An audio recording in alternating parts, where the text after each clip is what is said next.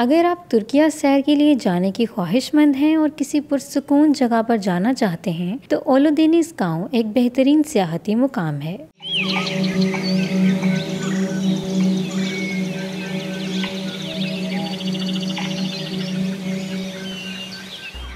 ओलोदेनिस गांव में हर जगह आपको खूबसूरत सरसब्ज जंगल मिलेंगे और अगर आप साहिल पर जाने के शौकीन हैं तो तुर्किया के सबसे मशहूर साहिलों में से एक आपकी आंखों को ठंडक पहुंचाने के लिए यहाँ मौजूद है।